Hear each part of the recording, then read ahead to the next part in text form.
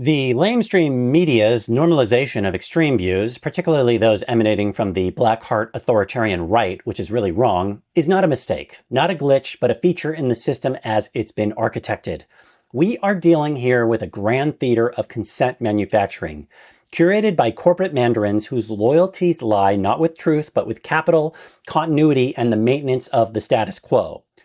Let's not mince words. Most media companies are not public institutions devoted to democratic enlightenment. They are conglomerates, profit-seeking organisms nested within larger webs of financial interest. Comcast, Disney, News Corp, etc., and their ilk don't serve the public. They serve boards of directors at most, and as a second, shareholders. But those people, like fungi, and no offense to mushrooms, flourish in darkness and decay. They do not want systematic reform for the benefit of the majority. They want return on investment for only themselves. So what happens? They create a media landscape that doesn't challenge power, but packages it in digestible forms. Thereby, corporate media always undermines pro-middle class grassroots voices and amplifies more pro-oligarchic astroturf. And that's from what is considered more middle-of-the-road networks in the United States like CNN, and not even from the full Russian-style pure propaganda outlets like Fox News, Newsmax, that Joker spiral. For example, they undermine, second-guess, or outright criticize every positive thing from more progressive-leaning candidates and normalize the majority of things from more regressive reactionary candidates.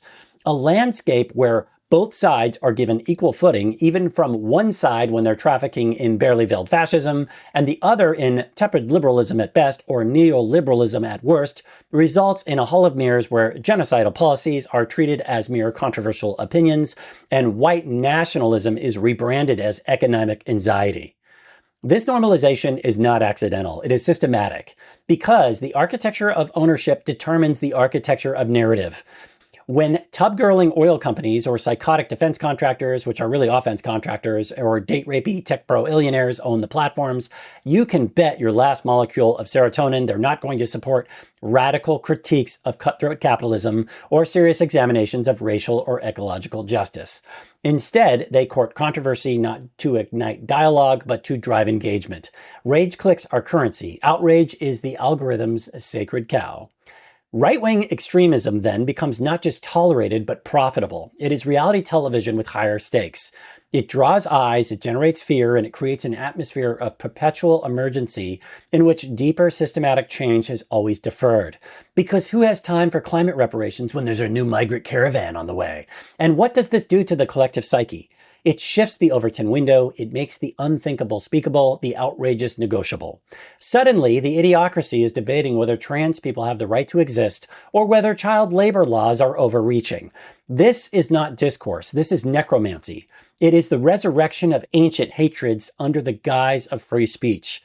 From a psychedelic vantage point, this is madness. It is the triumph of the ego over empathy, of spectacle over soul.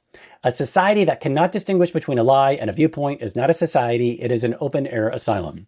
So what is needed then is not just media reform, of course, but as we've said before in this series, to turn it off.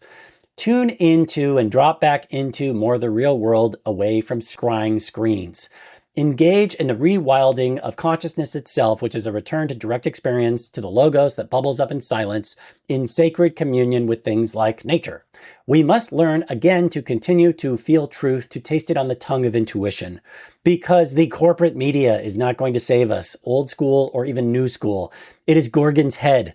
Look at it too long and you'll forget your name.